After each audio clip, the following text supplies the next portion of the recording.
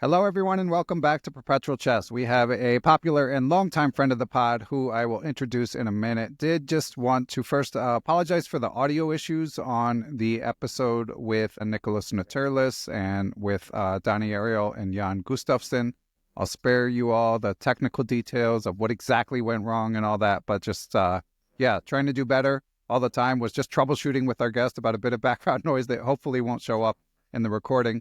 But in any event, did just want to acknowledge that. Now, as for this week's pod, so we've got a longtime, again, friend of the pod. He's a data scientist, author, popular Chessable author with a new course on the way. He's a new in chess columnist and a writer of the indispensable newsletter called Zwischenzug. He's become a huge expert in chess improvement, and a lot of stuff we agree on, as I wrote about in quoting our guest in my book. And sometimes he has some hot takes where maybe he has a more refined view than I do, as we will also be discussing. So without further ado, I am pleased to welcome back to the program FM Nate Solon. Welcome, Nate.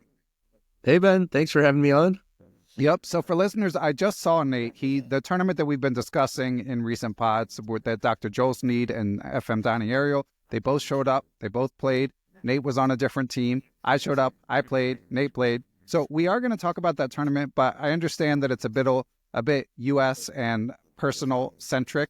So we're going to save that towards the end and talk some hardcore chess improvement, because I do, at this point, I consider Nate to be one of the biggest experts in the world on this topic, and especially appreciate the analytical bent that he brings, relying on his data science background and, of course, interfacing with a lot of students and constantly updating his ideas. So I'm excited to chat about some stuff, and we're going to start with some opening stuff, because both Dr. Joel Sneed, a recent guest Donnie Ariel, myself, we complain about how hard it is to learn openings, and Nate has the hot take that it's not hard to learn openings. So take it away, Nate. Yeah, absolutely. Well, so your last two podcasts, first with Joel talking about opening improvement, and then Donnie, it was something like, can you become a GM in your 40s with no work? I feel like they were like beamed out directly to me. I was like, this is my area of interest. But yeah, I think, well, it was you and Joel and Donnie all really highlighted memorizing opening lines as the thing you were really struggling with. Maybe this is my first hot take. I think that's kind of the easiest thing to do. And like rote memorization, the problem is not that it's hard. It's compared to other things that you want to improve in chess, it's relatively easy. The problem is it probably won't help you very much. Yeah. So I get your broader point. I wrote about this in my book, the idea of fluid and crystallized intelligence. It is easier we can still store information pretty well in our minds as we get older, even acquire new information and store it. So I think with Joel and Donnie, and I'm probably more in Donnie's category, they were maybe talking about separate things, because Joel was doing the work. Joel was working on his openings and had this frustrating experience where then he couldn't remember it based on the work that he'd done. And as I mentioned to Joel at the time, that's something Dr. Christopher Chabris also had experienced. It's something I've experienced, but it might be the exception as much as the norm. Whereas Donnie, as you alluded to, he wants to remember the openings without doing the work, which obviously there's no solution for that, But what do you say to people who might be experiencing a problem where they spend an hour on openings, and like the story that Joel told, and I know you subsequently have been in touch with Joel personally, and then they still don't remember it? Yeah, so I would say Joel was doing some work, but not the work that would get the result he wanted. So after I listened to that podcast, I actually reached out to him because, well, for a few reasons. I just launched this live semi-Slav course, so that's a little experiment I'm trying right now. I'm working on my semi-Slav Chessable course, which hopefully is going to be out soon, and sort of complete the trifecta with my Ready course for white and my Nimzovich Sicilian course for black. So those three are going to be a full repertoire for both colors. But I'm doing a live course, like a cohort-based course where we meet for weekly Zoom calls based on the semi-Slav to really walk people through the process of learning and opening. So I thought Joel might be interested in that because we can get more into the process I'm teaching. But one way to sum it up in one sentence would be the exact opposite of everything Joel was doing. So yeah, basically I would say the process he had, the way of working on it was not really realistic to learn the opening regardless of what age you are. Like for instance, so the sort of origin story of it all was, right, he spent all this time looking at this one line of the French, and then he got it on the board and didn't remember it, and that kind of set him off, right? But to me, like, so I would not, having not done anything other than prepare the opening once, I wouldn't really expect to remember it. I mean, maybe you would, maybe you wouldn't, but if you don't remember, it's not a big surprise. But for me, the core of my process is learn by playing. I like to then take it out for a spin in online blitz games, and then I'll update it based on that. So essentially, Joel, he did the initial prep. He had one blitz game where he forgot. To me, that's not a problem. That's part of the process. Mm-hmm. And then that was very memorable. You know, he came on the podcast and discussed it. So if he would have that line again now, I guarantee he would remember it because he had this really memorable game. He discussed it with you, right? There's all these connections now. So he would for sure remember that move now. So actually, I would say not remembering it in that one game was not a problem. And actually, he was only one game away from getting the result he wanted of being able to remember the line. And the problem was going on tilt and abandoning the process as a result of that. Yeah, the error is what helps form the memory, as I wrote in my book. And yeah, if anything, I agree with you. And you could spend even less time than he did, spending an hour the day before. Yeah, and as I talked about with Joel, and you probably have subsequently, he's definitely holding himself to a very exacting and unforgiving standard, which just sets up, a negative relationship with the game overall, unfortunately. But at least he is doing the work. So what other things are you emphasizing in your How to Learn an Opening sort of workshop? Yeah, so the core of it is learn by playing. So the way it's structured, we meet once a week. In the first week, I do sort of an overview quick starter thing because I really want everyone to get out there and be able to start playing those practice games immediately, either blitz or rapid, whatever their preference is. And then each subsequent week, I go deeper on a specific branch. The other parts of it are, so one of the core drills for me to remember it is what I call the blank slate drill, which is once you got that initial learning, whether you learned it from a book or a course, or in the case of this course I'm doing now, it'd be the live call, you open up an empty file.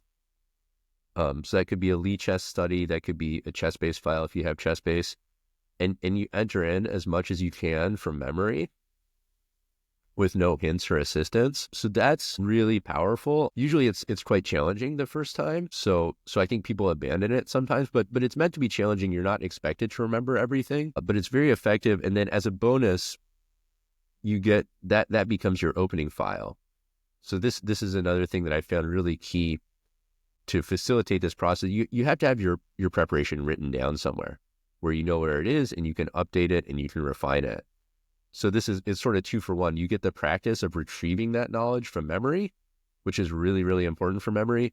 And then you also have this file that then becomes a base that you refine and iterate on. So that blank slate drill is one. And then the other sort of key drill is what I call the one move rule, which is every time you play one of those online blitz or rapid games, you go back and you update your file to the first move you would have played differently. And for that, you can use the engine, you can use the database, you can use if you're using a course, you can look in the course, but by keeping it just one move at a time, you keep it really manageable and you're always building based on something you already know. So you don't have to go in and learn a 20 move line from scratch, which tends to be very difficult. Yeah, I'm on board with both of those. I've talked before about the blank slate drill. I don't do it as much as I should. Yeah, that feeling of, because one thing, I'm a fan of both Chessable and I've been using the Chessbook more lately as well. And they're both great.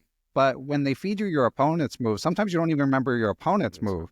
And that can be what sort of sends you into a spiral. So this idea of really confronting a blank slate, as you say, really is a powerful method of realizing just how little you know. And it mimics much more that experience, which I just had this weekend, of like you looked at an opening and you thought you knew what to do and now you don't. It mimics it much more in a much more real way than when you're fed the move of your opponent and just kind of casually guessing. So strongly echo that. And then you also, as we were chatting at this tournament, just highlighted again, fairly obvious, but probably point worth underscoring, which is simply that spaced repetition works. So could you elaborate, Nate?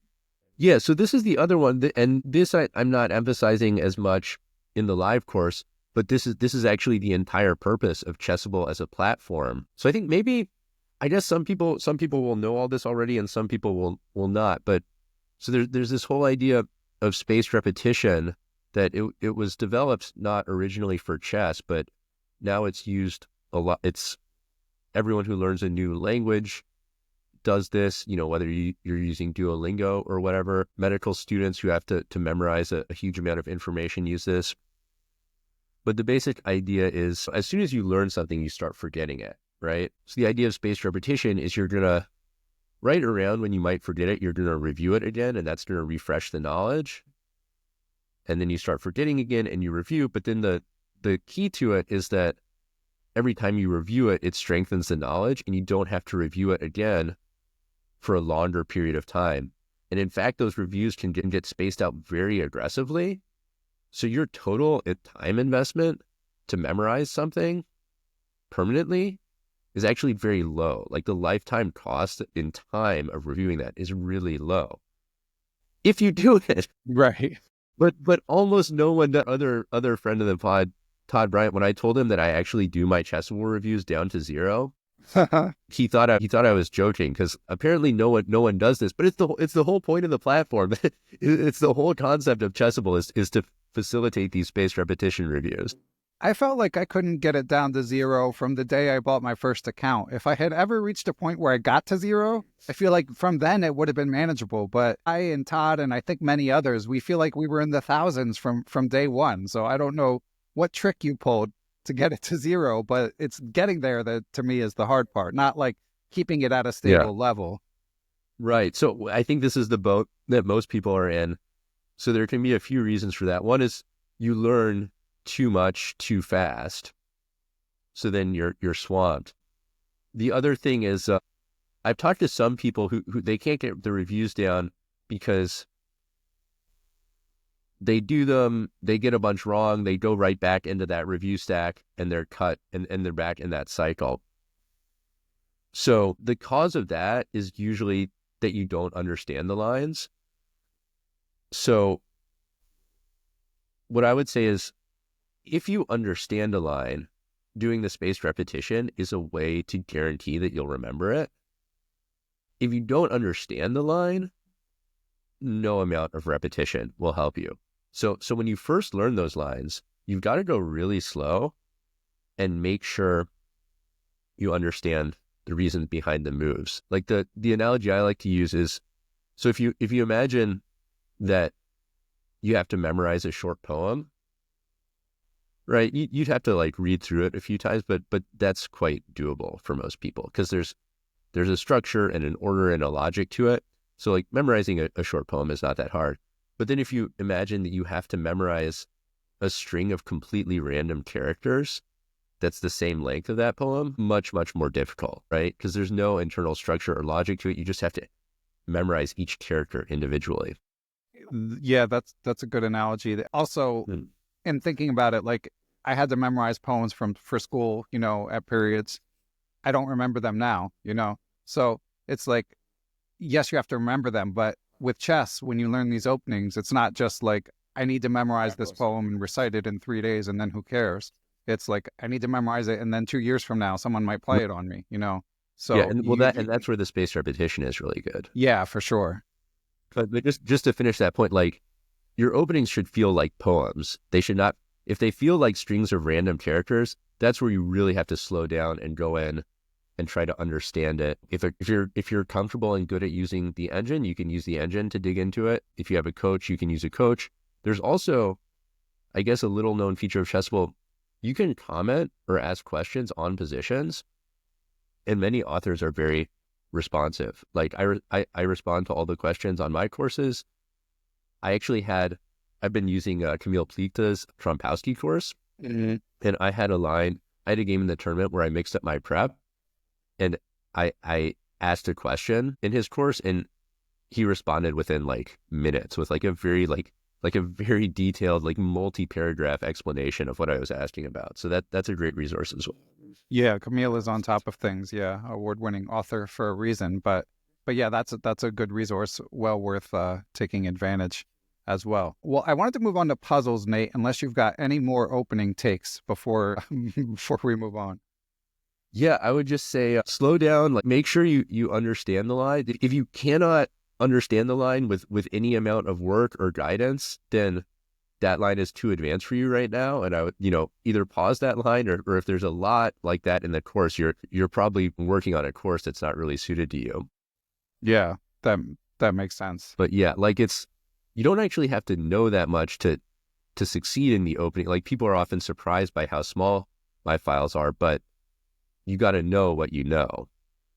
And actually, one more question. Where do you stand on model games? I've kind of gone back and forth. Like, I do include them in my courses because people always ask for them. I think they can work. The problem with model games is, like, unless you already know everything, it's kind of tough to know what's a model game and what's not. Because maybe you find a game Carlsen played in your opening and he won. So you're like, oh, great, a Carlsen win. But unless you already know the typical plans, you don't know if he followed the typical plans or if he did something really weird to sort of wrong foot his GM opponent. Right. So I think they can be good, but it's a little tricky to use them effectively. An alternative that I really like that actually my co-author on my Evaluate book, Eugene Perelstein, taught me, who's, he's a grandmaster. He's really good at opening prep. He does work for grandmasters who are even stronger than him. He taught me this technique of playing against the engine from the opposite side. So this is, the point of model games, right, is to learn typical plans and ideas. This is an alternative way to do the same thing, which is in the position where you want to know the plan, you play against the engine from the opposite side, meaning you want to know the plan for white, you play against the engine as black. And what you do is you just open it up, you play, and you can do this quickly. You just play quickly whatever seems like the most obvious and natural move to you. And then you play the engine top response, you play your most natural move, and so on until you get crushed, which usually happens very quickly. Right? And then you can give yourself as many mulligans as you want. You can try different lines and see how the engine responds. And what you do is very quickly, you see how the typical and obvious moves are crushed. And then you just go back and, take a few notes, maybe make some arrows in your study that capture the key ideas. And then, usually within like 10 minutes, like you have like a really strong understanding of some typical ideas. And probably your opponents are going to have similar intuition as you. So essentially what you've given yourself there is like how you're going to crush your future opponents in that position. Yeah, it's a good point about not knowing if it's a valid model game. So certainly, as you alluded to, like with Chessable courses, having the authors select can certainly be helpful. Also, if you start to see ideas recur, and then you saw one that you found to be particularly instructive, that can be helpful. But it does raise a valid point about just randomly grabbing ones and just assuming that illuminate the path for you. But I do think that something like this is important because I had that classic experience in this tournament this weekend. We've talked before about how much cramming / opening prep to do for a specific opponent. But one of the issues with this tournament, as we'll talk about later, is there's very long time controls, which sometimes means you end up with a decent amount of time between the round. So there's one round where I had 90 minutes and I knew who my opponent was. And even though I'm generally sort of anti-prepping, cramming for your opponent, I just kind of couldn't help it because I was sitting there in my room anyway, and I could look up what he plays, and my openings are not in great form. So to me, it's like a valid hack to be able to review that. But then, and I did end up getting 10 moves of prep on the board, which was a decent amount under the circumstances. But I did then reach this position where I was like, oh man, I do not know the plan from here. Like I'm out of, that's the end of my knowledge, and 3 plans look reasonable, and I don't know which one is considered best. So again, that sort of underlined the idea that maybe if I had just played through some games, focused less on exact moves, especially because it wasn't like a super testing line, you know, it wasn't like a tactical melee or anything, maybe I would have been better off. So I do think having some sort of framework, as like when I interviewed NM Matt Gross talked about, is helpful. Yeah, absolutely. I mean, I think Sam Shanklin said the most important part of opening preparation is understanding the middle game plans. So whatever technique you use to do that, that's hugely important. Something, you know, I even fall victim to this too, because it's tempting to go quickly, right, and just move on to the next line. But what I'm trying to do is, anytime your opening preparation ends, like imagine you have that position in a tournament game. Like really try to put yourself into the spot of what it would feel like to have that position on the board, and how do you feel? You know, do you feel confident? Do you feel good about playing that position? Yeah, I should have done that. And then just to sort of finish the story, eventually you just have to move. I sat there for 10 minutes or whatever it was, and then I just realized, well, I'm not going to be able to figure out which plan is better, you know, and it's not going to decide the game. So at some point, you just pick one and move on, which it cost me a game later that I didn't settle on a plan fast enough and ended up in time trouble. A tale as old as time. But all right, so let's talk about some puzzles because, so listeners, I mean, hopefully you're all, in addition to being subscribed to my semi-useful newsletter, are subscribed to Nate's extremely insightful free chess improvement newsletter called Zwischenzug. Again, I always keep up with that, but I was telling Nate before we recorded, I had fallen behind on his New in Chess column, which is also strictly dedicated to chess improvement and extremely insightful. And I want to read a passage that you wrote, Nate. I promise I won't misquote you. Is that all right? Yep. Okay. So Nate is talking about solving chess puzzles, and he writes, "What makes a good puzzle anyway? It depends on who you ask, but the most common definition seems to be a position with one winning line. The solution also usually has a pleasing aesthetic quality or element of trickiness. But when you go looking for these positions, they're not so easy to find. In my experience, I can find about one, quote, good puzzle per game. The average chess game lasts about 40 moves, but that's 40 moves for both players. So really, 80 ply or half moves. For the sake of simplicity, let's just say 1 in 50 moves is a puzzle. That's only 2%. This huge problem with puzzles as a training method has never gotten the attention it deserves." So, you know, this has come up before on the podcast, but the data, again, obviously not like super, you know, advanced math or anything, but just the sheer statistic, the sheer improbability of finding a sort of tactical shot that decides the game, that really drove it home for me. So I just wanted you to expound on that if you're up for it. Yeah, absolutely. Yeah, it's sort of just like some back of the envelope math, but that's kind of what I found when, you know, as a coach, I'm always looking for these training positions, right? And I found like, yeah, one per game is sort of a traditional tactic. So I think those traditional puzzles are good to do, but just as part of a sort of balanced diet. Because I mean, I think it's just sort of common sense that like, if you spend all your time training a very specific type of scenario that only happens 2% of the time, you're going to have a lot of problems in all the other decisions you have to face. So what I've actually been doing as a coach is moving away from a puzzle-oriented model and towards a mistake-oriented model. So what I do much more of now is when I have a coaching session, we really dig into the mistakes in their games or the situations that they struggled with. And those are the ones that I save as exercises and show them, you know, if appropriate, show them to other students as well. Many of those would not fit that definition of a puzzle. Like, for instance, I was looking at a game with one student where his king was castled on the king side and his opponent moved his bishop to h3 where the g-pawn could take it. You know, clearly as a deliberate sacrifice, but as an experienced player, I was like, well, that's not a good sacrifice. That's just a free piece. But in the game, he didn't take it. And what I found was that when I showed it to other players up to around 1400, very few wanted to take the piece. They were all scared to take it. So that's, you know, you're never going to see that in a puzzle book, because it's just like, there's a hanging piece and the best move is to take it and you're winning.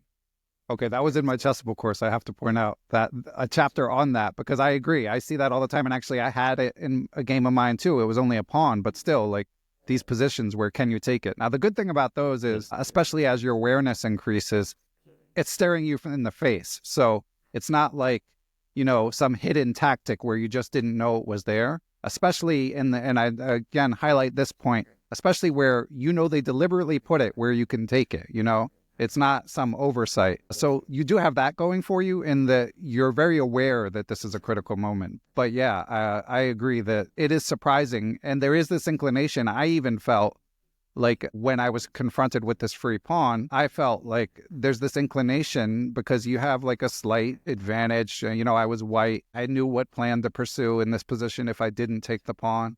So there was this voice in my head, like, why set the board on fire? Why go into this complex forcing line? But I was like, no, you have to calculate. And if you don't see why, as I say in my course, if you don't see why you can't take it, you have to take it, But anyway, it's an important point. Yeah, that touches on a few things that are really important. One is that often the bigger challenges in chess are not so much technical as emotional, and like right. even emotional trauma. Because I think a lot of these players, obviously they know that they could take that piece, and they might even know that objectively it's probably the best move.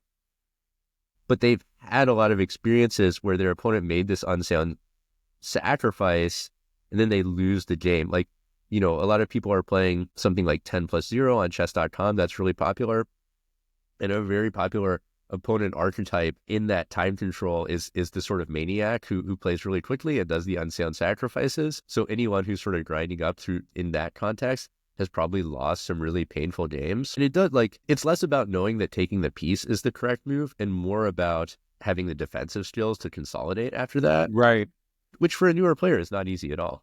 Yeah, and I did lose this game, by the way. So, I took the pawn, I was correct, and I was fine for many moves, but I was trying to be so careful in converting the pawn, and there was some compensation for my opponent that I just thought too much, and that's like a factor of rust as well, which I'm sure people who play infrequently deal with. Like, if I were more in form, I think I would have managed my time better and managed to win, but I at least took the thing. And even though I lost, I don't regret that I did the right thing in that circumstance. It's just, you just have to move faster at some point. And actually, we reached the kind of critical moment that decided the game was something like you described, like move 37, and suddenly I have 4 minutes, and there's not one solution. There's like 4 reasonable moves in a very complex position.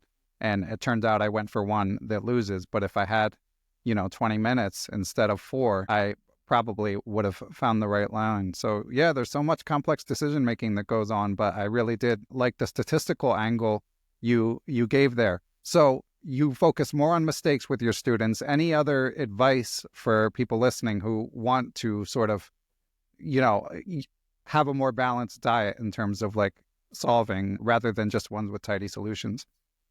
Yeah, well, I mean, playing games, of course, and reviewing them, that's the most obvious way to get that sort of cross-training full game experience. So, I mean, that's so obvious, but I do encounter people who don't play or play very rarely. So for sure, playing games is the best and most important thing you can do. OTB when you can manage it, but I'm a big believer in online games as well. And, maybe one of my hot takes is like Blitz is good. Like, we shouldn't be ashamed to play Blitz. Blitz is good. It's fun. It's also good for improvement if you review the games and you approach them with a good level of focus. Maybe one other suggestion was, like, I'm a huge fan of guess the move or solitaire chess training, where you take a game and you play through move by move and try to guess the moves for one side. This is another way to get, because you're looking at every move of the whole game, you're seeing every scenario that occurred. So not just the winning tactical shot, but the build-up, the maneuvering, everything. And you can,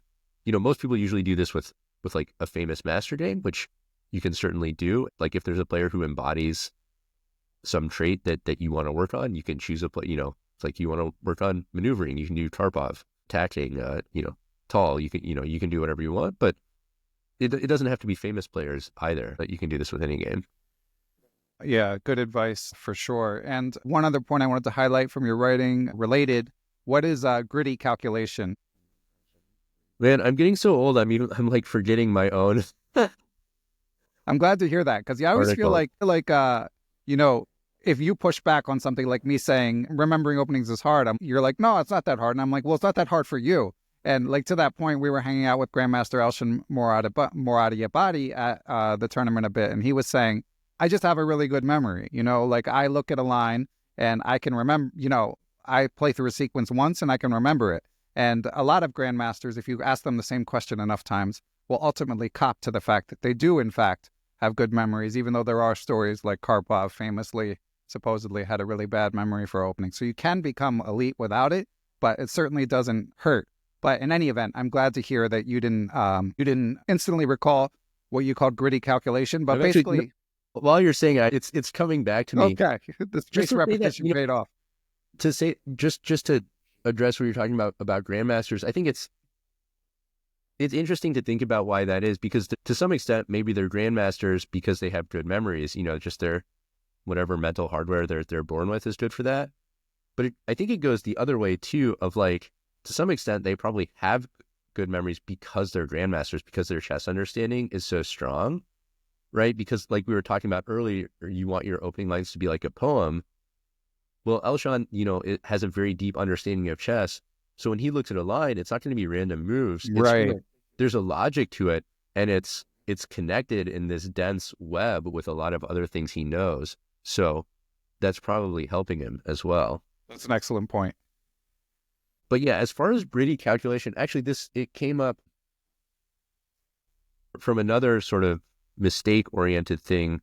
I had this position where I was black, my opponent, maybe like 1900, 2000, I can't remember exactly, but it was a semi-Slav, and he just pushed his pawn to d5. And I had pawns on e6 and c6. So there were... You shared this one in your newsletter, right? Yeah. Yeah, I remember this position. I'll link to it as well, but go ahead. So there are two ways I could capture this. Essentially, it turned out capturing with the c pawn was the better choice. And after like a very short, like after two moves, I was just up a pawn with a great position. But then what sort of caught my attention was when I just was talking with my opponent briefly after the game, he said, "Oh, I didn't seriously consider c takes d5," which was sort of surprising to me. I was like, well, I mean, I only had two captures, right? That was one of them. But then I showed it to other students who were like in that 1800 to 2000 range, and what I found is actually like this was like very difficult. Like way less than 50% of players up to 2000 were actually finding this sequence. But again, the correct sequence was like you just had to see two moves. And they weren't tactics. It was just like take on d5 with a pawn, take on d5 with a knight. So then, yeah, that was kind of what I was writing about, of like, this is another angle on how things aren't always like puzzles. Because this position, it was not puzzle-like. There were really no tactics in the position, but there were a lot of options. So in terms of the tree of analysis, this is what I would call a bushy tree. Yeah. It was not one long line like a redwood. It was like a bush. And it was a short bush because the lines were only 2 lines long. But to navigate that in an organized way and to check the possibilities is also like really challenging for a lot of players. Yeah. And that was the exact scenario I encountered where I made a fatal mistake in one of my games. So yeah. And as you mentioned in the New in Chess column where you're talking about gritty calculation, just it's important to consider every option, every move, and look at every forcing reply, every move, and resist the temptation to go seven moves down one line, if you haven't fully explored like every possible, especially forcing, checks, captures, threats, reply that your opponent can make early in the sequence. Yeah, I think like a few of the big, like most people seem to have the same flaws with calculation, so they can benefit from the same tips, like slow down, consider more options, especially early in the tree, and focus on forcing moves. Sounds very simple, but actually quite difficult to implement that consistently. Josh Friedel has some really great videos on YouTube about calculation that kind of clarified some of those ideas for me. Oh, cool. Yeah, I'll track those down and link to those as well. And Nate, I know you're always sort of observing new patterns from your students. So before we move on to sort of our tournament trip report, any other sort of very common mistakes that you would like to highlight? Well, I'd say, like, one thing I would say is most people don't, I feel like there's this thing out there that like everyone knows so many openings, kids know so many openings. Most people, including kids, are really fuzzy on their openings. So, hey, maybe if you're playing in like a norm tournament where your opponents are like really ambitious young like FMs or or players targeting titles, they're going to be like very professional and very booked up. But I think for like 90 to 99% of most players' opponents in tournaments, if you're really scared of your opponent's preparation, you're kind of thinking about the wrong thing, because most people don't have all their ducks in a row as far as the opening preparation. Yeah, I agree with that. And yeah, I only played 4 rated games this tournament, but yeah, openings were not a big issue, even though I wasn't nearly as prepared as I theoretically feel like I should be. I had another observation that I don't know how you'll feel, and this will sort of serve as a springboard for you to share your impressions of the world amateur more broadly. But obviously, as Donnie, made light of in the recent pod, like we're always complaining about how strong kids have gotten and how they're underrated, etc. I lost rating points. Had again really disappointing loss in my last round this last tournament. But I didn't feel like the players I played were as underrated. Like I feel like the system is catching up. Yeah. I feel like it's adjusted. It's everyone's stronger than they used to be. Beating lower rated players is more difficult than they used to be. But I feel like it's reached a sort of static state rather than post-pandemic, when you really would play people who were rated 1400 and just played like 18 1900s. Do you agree with that, Nate? I don't. Yeah, it's hard to say. I mean, I think rating, is it inflation or deflation? Like the idea that someone with a rating of, let's just say, 2000 in 2025 is stronger than someone who was rated 2000 in 1990. I think that's for sure extremely true. I mean, it's hard to like absolutely pin that down statistically or mathematically, but I believe that's absolutely true. Like I had a long feature story in New in Chess, like looking at that from different angles. So just in terms of the data you can look at, and in terms of just like gut test and experience, I think that's extremely true. People are getting better. As far as like young players being underrated specifically, I don't know. Like I do still feel like, let's say all I know about my opponent is they're 2100 and I show up at the board. Yeah, honestly, if it's an old guy, I'm expecting an easier game than if it's a kid. Right. But there's exceptions to everything. Yeah. And so both from your chess perspective and from this tournament perspective, what were your impressions of this World Amateur Team Tournament? Yeah, well, so this was a tough tournament for me, man, because I was I've been on a pretty good run where I've had like some really nice tournaments and some like okay tournaments, but it's been a while since I had like a really bad tournament. This was a tough one for me. Every year I'm always on the fence of whether I'm going to go to this tournament or not, because it's a great place to see your friends. I play on a team with one of my students and a few friends, so it's always great to see them. It's great to see everyone else. Like a lot of old friends from the chess world are there, and so that's one of my only chance to see these people. So that part of it is great, but it's also just like an incredibly challenging tournament in terms of the schedule. It's 2 rounds a day for 3 days. The rounds are very long. Their timing is such that like your sleeping and eating gets really disrupted. It's in New Jersey, so like there's not, it's just at like a hotel kind of in the middle of nowhere. Like it's very difficult to like eat. You can't really walk anywhere to eat. It's very crowded. I mean, it's just like all the sort of material circumstances of going to this tournament are incredibly unpleasant and difficult. Yeah.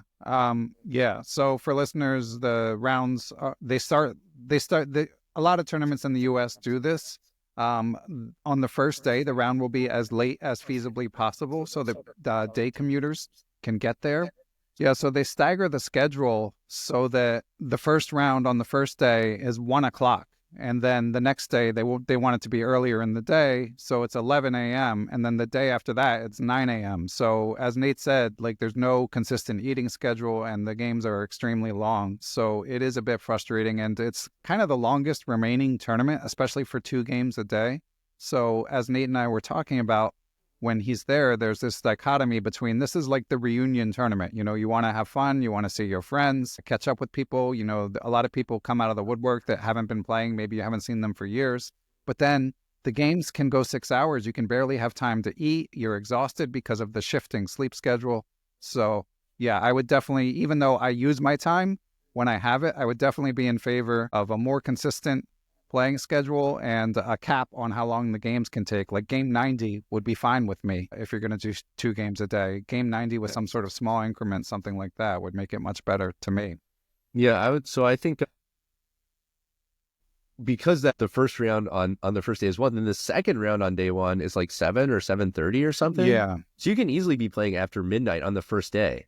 And then you still have 2 more days. So yeah, I would say, the fact that this tournament has a slower time control than 90 plus 30, which is the FIDE standard that's used for a lot of international tournaments, is crazy to me. My preference would be, 90 plus 5. Or honestly, it's like my preference would be maybe like 45 plus 5. But I know not everyone likes to play faster games. Yeah, it's crazy to me that this tournament that's supposed to be fun and social has a time control that's like slower than really serious international competitions. Yeah, and there's no big money on the line. At best, you're competing to win like a chess clock, towards the end, a $60 chess clock or whatever it may be. And there's 1,300 players there. And by the end, 20 of them might be competing for first place. So it's just the chess for most people is not the primary priority. It's like the teams get meals in between games, which is really fun. I had a great time, which I haven't, as people listening regularly know, I haven't been playing much and I've, had some apprehension about playing, but the social aspect did make it very fun. But yeah, the organizational hurdles definitely present an additional challenge. And I do feel like it could easily be better. But Nate, what about from a chess perspective? Because I always do feel like you're a machine. You win Alto in Charlotte every time you go. You have good study habits, but you had a disappointing loss in your last game, you said? Yeah, and just to just say, like, I don't want to be like a hater in terms of the tournament, because I know that these events are very difficult to put on, and also like it's extremely popular. This was the biggest year it's ever been. They sold out. So I don't think they need my help. Like, they're doing just fine. But I just feel like if we just did the same tournament, but with a much faster, consistent time control, it would just keep all the good parts of the tournament and make it much better. Yeah, I tend to agree. Okay, yeah, as far as my own result, yeah, so I started out pretty well. I won like smoothly in round 1 against, a master, but like an older guy. Won a much tougher game, round 2, against a 2100 young guy. Let's see, I might mix up the rounds. I lost a game against an IM, I think Thomas Bardell. I hope I'm getting his name. Yeah. Bartel, excuse me. Where, I mean, I didn't play very well, but obviously he's a strong player, so that's all right. And then I won one more game against an expert and drew against an rated kid, where I kind of mixed up my opening preparation. So basically it was like I wasn't having a great tournament, but it was all pretty normal. But then the wheels really fell off in the last round. I had a game against another kid rated in the 2000s, and I played my my semi-Slav that I've been teaching, and basically it worked pretty well. I got a good position. I was winning the whole game, and then in a winning opening, or in winning end game rather, I made a blunder that just turned it from a win into a loss in one move, where I pushed my pawn and it opened up a rook check that I just completely hadn't considered, and the game was just totally over. So up until, if I had won that last round, it would have been like 4.5 out of 6. Probably my rating would have stayed the same. It would have been a pretty normal tournament, but I finished it with this very painful loss. So that was a tough one. Yeah, same for me. Making a mistake with 3 minutes left in the last game, just swung everything from a decent tournament to a bad one. But I, unlike you, like, I'm out of form. For me, the primary lesson was something I already knew, which is like, at my level, I'm not going to be studying for 2 hours a day. It's just not happening anytime soon in my life. So for me to expect to play well, I have to be playing regularly, and I'm not. It's disappointing, but it's not a surprise. And also another point I highlighted in my book that it's always amusing to me, like, no one cares at all. Like my family, like they not one question about like, how did the tournament go? You show up, you're just there again, which is grounding in a sense. You show up, get back to your house, get back to your family life. You're like agonizing in your head over this stupid move you made, And it's not the first thought, wouldn't occur to them in a million years that you're tortured by this little game you played. So that's reassuring in a sense, I guess. Yeah, it can be kind of grounding. But another tough part of doing these things is, so like while I was gone, my wife has to watch the kids. So I mean, that's a pretty big lift. So I really can't do this type of trip very often. Yeah. Yeah. And then it's like back to work when you get home. There's no like, there's no like getting Exactly. reacclimated. Yeah. Yeah, that I get that for sure. And for any listeners wondering like how it went for Donnie and Joel Sneed, since they became sort of characters in the stories that they presented, I don't want to speak for them too much other than to say that they both played and they both performed decently, but they both, any, motivational struggles to maintain a either in Donnie's case, sort of a consistent playing and making YouTube video schedule. And in Joel's case, just to get back out there, like, I would say the struggles remain, it's fair to say, despite better results than I had for both of them. So do you know I know you've got a big content pipeline coming out, Nate, but do you and have any thoughts about what's next for you in terms of tournaments? No, I don't have anything scheduled. I did come away from this one feeling like I really have to go back to the drawing board and rethink how I approach over the board tournaments, because like the result is, it's fine. In chess, sometimes you win, sometimes you lose. So that's normal. But the thing that was troubling to me was even before that last game, a lot of the time I was just really not feeling great to be there. I got sick this year, which is another hazard. Yeah. There's so many people there. They're really packed in. When you're in the playing hall, like many people are obviously sick from day one. You can hear people coughing and sneezing from the beginning. So I somehow dodged that the last few years, but not this year. And yeah, just what we talked about the round timings and the whole experience. So yeah, I don't know. I don't have anything specifically scheduled right now. The main thing for me with over the board tournament, like the main reason I play them is to try to be a better coach, to try to gain some empathy and some understanding of what it's like to, because if you don't play in these tournaments for a while, it all starts to seem a little too simple. You're just like, what? Just relax and play good moves. What's the problem? And then, Right. when you're in the seat, you're like, oh, it's super hard. So that's why I do it, but it's tough to find the time. I mean, a question I'm thinking about right now is, what would it really look like to play over the board tournaments for fun? Because this is something I say I want to do, but when I'm at the tournament, I get caught up in wanting to win, not wanting to lose, and it feels pretty stressful. So I'm kind of thinking about like, what changes could I make to what are the habits that would actually make that a reality? So for instance, I could just opt out of doing pre-game opening preparation. Right. Maybe that would hurt my results. Maybe not. Right. I think it's right. I'm sure anyone who's tried to cram for opponent, often what the lines you looked at don't happen on the board. And like, there's a cost in terms of like fatigue and stress that's hard to quantify. So for instance, I can decide before the tournament, I'm not going to do any pre-game prep. I'm just going to show up and use my opening prep. And maybe that would make it a bit more relaxing. For me, another thing I want to do is actually learn more new openings, just because that's a part of chess I really enjoy. For the past few tournaments, I've just been using my Chessable course prep because at least I know that. But those really aren't great openings for me. Like when I create these courses, I don't start with openings I already know. I start with the player who the course is for in mind, which would be like a club. I'm sort of envisioning like a 1700, 1800 club player, and I build the course from the ground up to work for that type of player. And I think they do work. People seem to like them. But then those are the same openings I play because at least I already know them and I don't have to learn a new opening. But for me, it would actually be more fun to learn some new openings that would maybe suit me a little bit better. So TBD in short. Yeah. It's hard. Yeah.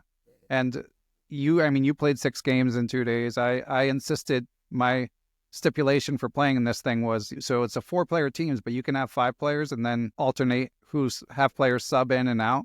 So I insisted on doing that. So I only had 1 day where I had to play 2 games in a day. But is that generally an issue for you, playing 2 games in a day, Nate?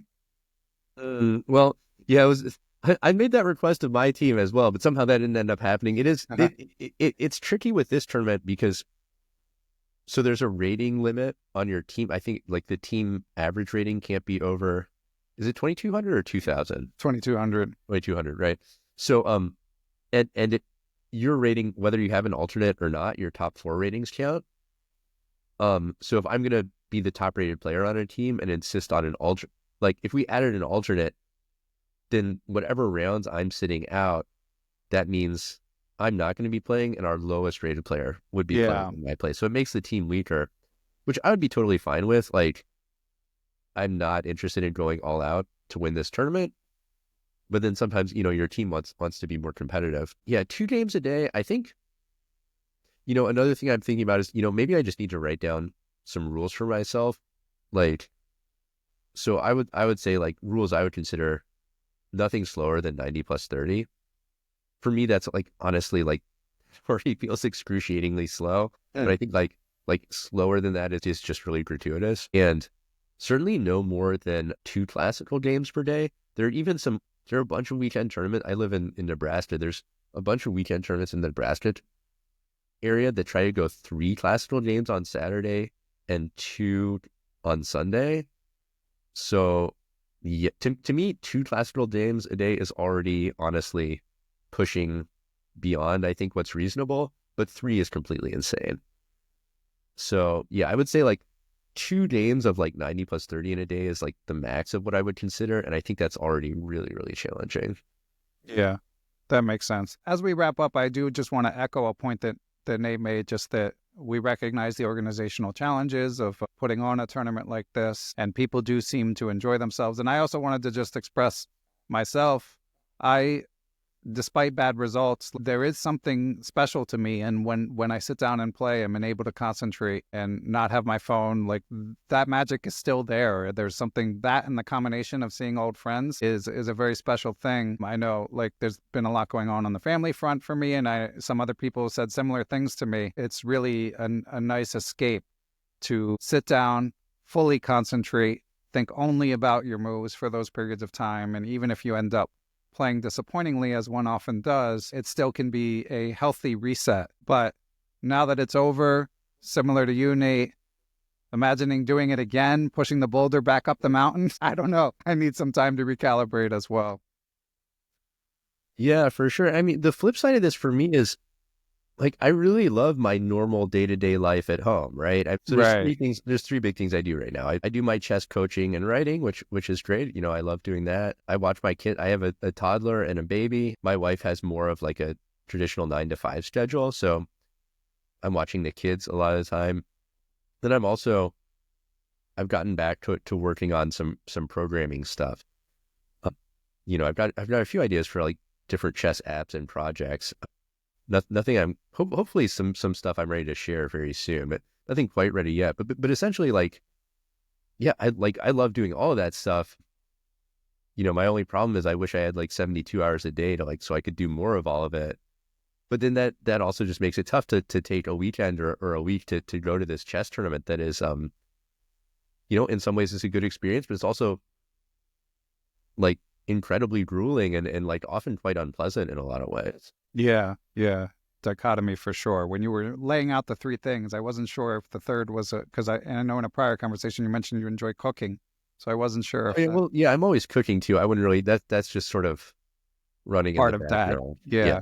Gotcha. Okay, so the Slav course, do we have a tentative release date? I don't have a release date. Hopefully very soon. I just need to finish up a few edits and record those videos. So I'm hoping that's going to be out soon. I don't know the exact date, but the other 2 courses, the Ready and the Nimzovich Sicilian, are certainly still available, and the semi-Slav is going to be out soon and complete that repertoire. Okay, excellent. Yeah, and of course, listeners, again, you should be subbed to Zwischenzug, Nate's free email newsletter, in which case you will definitely find out when the course is coming. And I'll put another plug in for Evaluate Like a Grandmaster. A lot of the stuff we were talking about in terms of problem solving and developing a wider skill set than just solving tactics is tackled in Nate's book with Grandmaster Eugene Perelstein. So that's a good one to pick up as well for firmly intermediate audience, I would say. Any chance of another book, Nate? Again, yeah, nothing definite planned. I have a bunch of ideas. I mean, obviously a book is a huge project, although one thing I've kind of come around on from like a business perspective is if you prepare something as a chess coach, you should really try to use it in as many ways as possible. Right. Books, courses, YouTube videos, everything you can. So I definitely would not rule out a book, but I don't have anything specific planned. Glad to hear it. And is your YouTube, I apologize that I haven't been like totally up on it. Is that like a priority for you, your YouTube channel? No. I got into a time crunch where I had to cut something and I stopped doing YouTube because it was kind of the newest thing, but I am hoping to get back to that.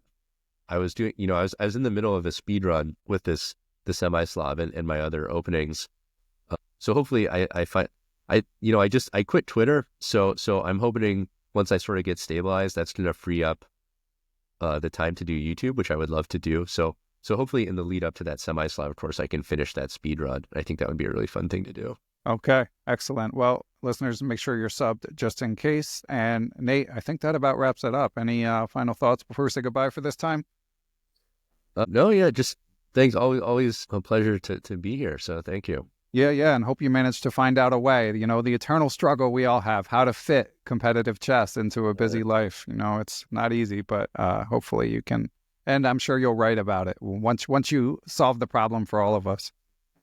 Yeah, I wish I didn't lose that last round game, not so much because of the loss, but now all my complaints are just going to come off as sour grapes. Right. Yeah, so far I had my last round game. It's one of those that's so bad. It's like it's 2.5 days later.